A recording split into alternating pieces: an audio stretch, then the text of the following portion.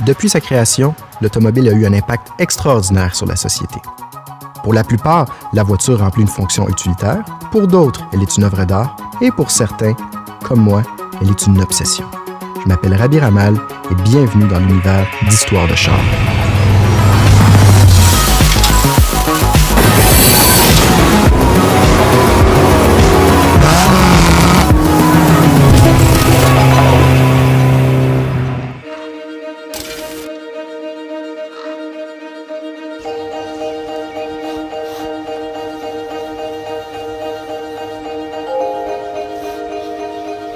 Lincoln Continental 1961.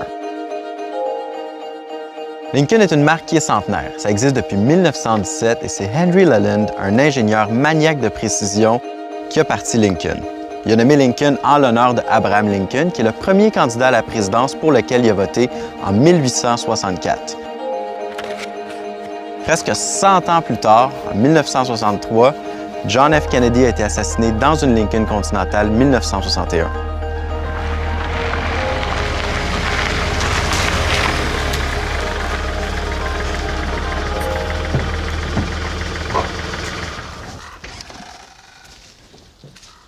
Salut, Ravi. Bonjour, monsieur. Enchanté, ça va? Oui? C'est là-dedans qu'on va se promener? On va se promener là-dedans, mais on va mettre ça là-dedans avant. Ça rentre 4 fois, pas de trouble. On ne doit pas avoir les mêmes problèmes de stationnement, hein, vous et moi? Pas tout à fait. C'est drôle que c'était considéré comme étant une petite auto dans le temps. C'est une petite auto, presque encore aujourd'hui. C'est de la taille d'un véhicule de police.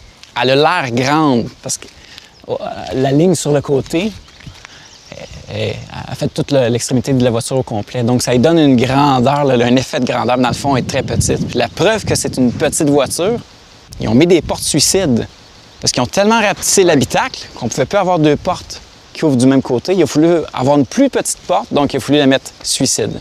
Mettons qu'on avait mis les montants de ce bar-là au lieu de ce bar-là. Moi, je sais pas si ça m'aurait fait... On n'aurait pas pu rentrer. Non? Non. À cause de ce pilier-là ici, à cause de la largeur du pilier C. Dans le fond, c'est l'épaisseur des portes. Les portes sont tellement épaisses que je pourrais pas la faire ouvrir de l'autre sens pour qu'on soit capable d'entrer à l'intérieur. L'habitacle est trop petit. Mais elle, tout a été orienté vers le design. C'est la dernière voiture de production au monde qui a été designée par un seul homme. Tout. L'intérieur, extérieur, tout au complet. Donc lui, côté pratique ou pas, il regardait plus ou moins ça. Lui, c'était sa vision à lui. Les lignes sont merveilleuses. In 1958, Ford Brass were seriously considering shutting the division down because they were losing so much money. The 1961 Lincoln Continental not only made money, it won awards, and it reestablished the Lincoln brand as a worthy alternative to the Cadillac. Puis la Continental 61, dans sa livrée décapotable, était la dernière cabriolet 4 portes qui a été produite aux États-Unis. C'est d'ailleurs pourquoi John F. Kennedy en avait une, parce que c'était la seule, justement. C'était la seule 4 portes décapotables. Ouais. Après toi, mon cher. Merci bien. Oh. C'est fait en guimauve. C'est de la guimauve. Je pense qu'il y a 13 ou 14 000 guimauves qui composent ces sièges. Quand j'ai refait l'intérieur, j'ai dû refaire l'intérieur au complet. Puis au niveau des bancs en dessous, le foam qu'ils ont utilisé en réalité est d'une qualité incroyable. Puis ça se fait plus aujourd'hui. Il s'est pas encore affaissé, j'imagine? Non. Il est incroyable en dessous. C'est comme neuf. Donc il est encore de top qualité. Et le gars mon rembourreur, dans le fond, il me disait, Alex, une chance que ton foam il est bon encore, parce que le remplacer aujourd'hui, tu ne pourras pas retrouver ce confort-là. Il était designé uniquement pour ce char-là. Ils ont fait ça quand même assez minimal. Parce qu'au très niveau, streamline. Oui, les lignes sont très épurées, très simplistes, très peu de chrome à des endroits juste spécifiques. Oui, puis ça, c'est une critique qui est revenue à l'époque. On disait que la voiture ne comportait pas assez de chrome. On disait que c'était une voiture qui était trop discrète pour être une voiture de luxe. Ah ouais. Puis c'est vrai que l'extérieur n'est pas abondant en chrome comme on peut en retrouver à l'époque. Parce qu'à l'époque, le chrome était omniprésent, c'était l'excès de chrome. Et lui, quand il est sorti, ils ont mis du bois à l'intérieur. Comme normalement, dans mes portes, c'est supposé être du bois. À l'avant, dans mon dash ici, c'est supposé être du bois. En bas aussi. Il y avait cet intérieur-là qui s'appelle Tuxedo, mais avec l'option chrome. Donc, mes intérieurs de porte sont en chrome. J'ai pas tous les accents de bois, mais le bois devenait comme un niveau de luxe. On rajoutait du luxe en retirant du chrome. Mais lui est plus simple, moins de couleurs, plus 2 tons, c'est tout, simple. Moi, j'aime beaucoup. Très bien vieilli. Ouais. Je me sens pas dans une vieille voiture parce qu'elle est moderne. Tout ce qui est à l'intérieur est à la bonne place, c'est bien fait, je me sens pas dépassé, les bancs sont électriques, fenêtres électriques, les phares sont automatiques. C'est complètement équipé comme une voiture moderne et les choses sont à la même place. Donc je me sens pas dans une autre époque. Oui, avec le design, mais pas pendant la conduite. When you look at Lincoln styling in the 1950s, it changes quite frequently. Lincoln designers were chasing trends, and the problem with doing that is that when the trend changes, what you've done just looks outdated. The 61 Lincoln was styled with a long view. The idea was that it would last a long time, and it did, and it worked extremely well for the brand's image. Je vais vous montrer quelque chose.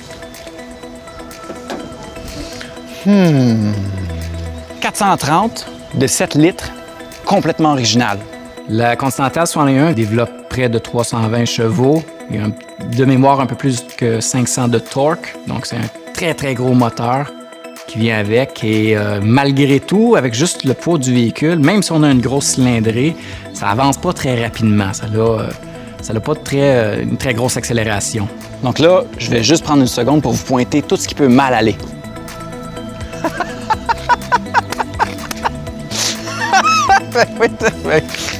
Mais ça, c'est une réalité avec lui. Il faut faire un petit peu plus attention. Il faut vraiment prendre soin de sa mécanique. Particulièrement, j'essaie de la garder originale. Éventuellement, je vais peut-être travailler son look, mais j'aime bien le fait que c'est pas restauré. Parce qu'il y a ouais, c'est vrai. Le souci d'authenticité, je le comprends aussi. Que ce soit comme le plus près de ce que ce fut à l'époque, ouais. Le côté qui m'intéressait de celle-là, c'est que tout était original et intouché. Personne n'avait vraiment travaillé le véhicule avant que je l'aille. Donc, mes pièces sont d'origine, les numéros de série matchent partout. Et c'est à moi vraiment à travailler, de la restaurer pareil comme quand elle est sortie d'usine. Fait que ça, c'est le mandat que j'ai de la restaurer comme ça. Il y a beaucoup de choses notables à dire à propos de la Lincoln Continental. À commencer par le nombre d'innovations technologiques qu'il y a à bord, l'importance du design dans ce modèle-là, son histoire, son début de la Première Guerre, le rachat par Ford, le jumelage avec Mercury, le renvoi du designer principal. Beaucoup de choses. Mais la chose la plus notable à spécifier à propos de la Continental, c'est la place qu'elle occupe dans la culture populaire.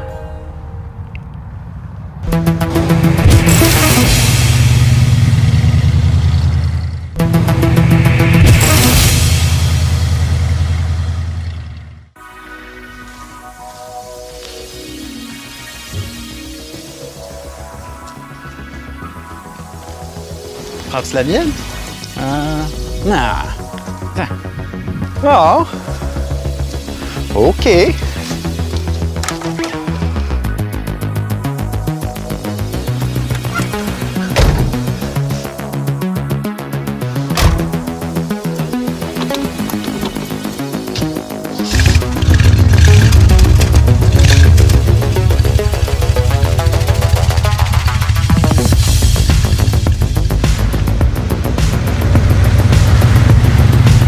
Ce segment sur la route vous est présenté par Hagerty, l'assureur des voitures de collection.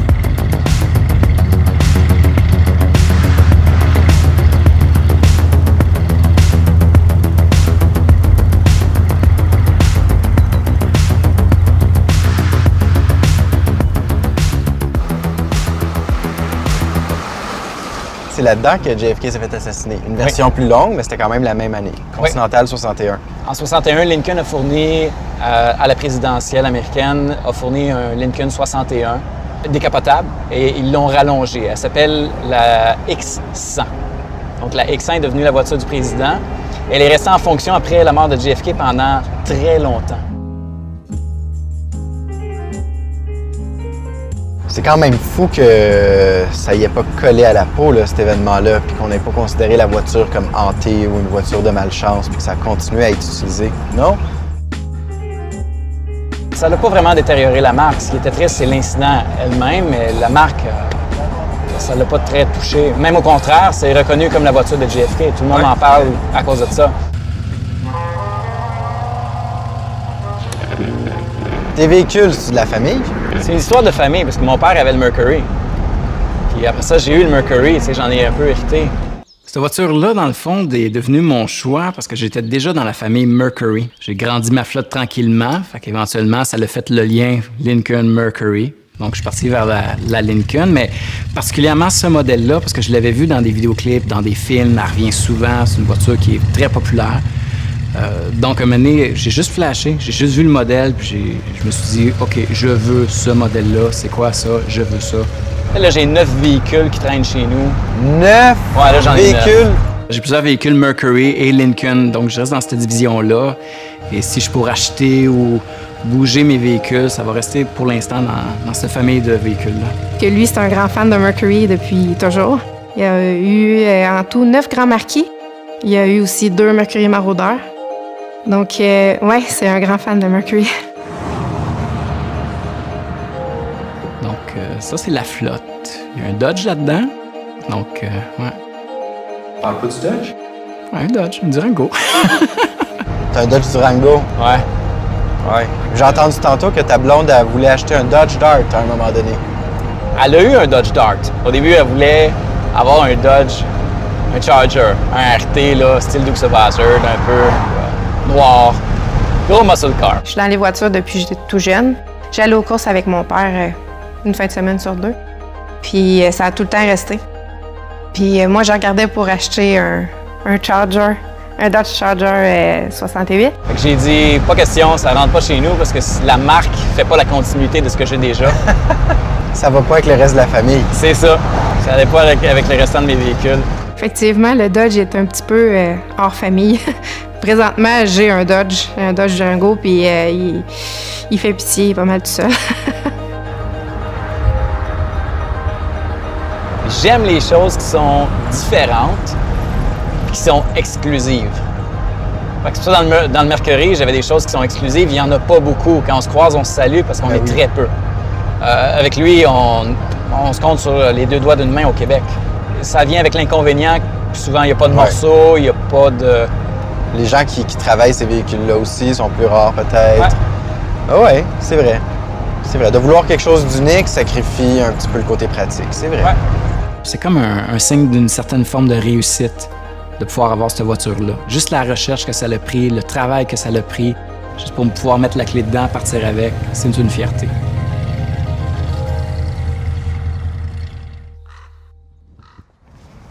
Merci beaucoup, Alex. Merci à toi. Plaisir.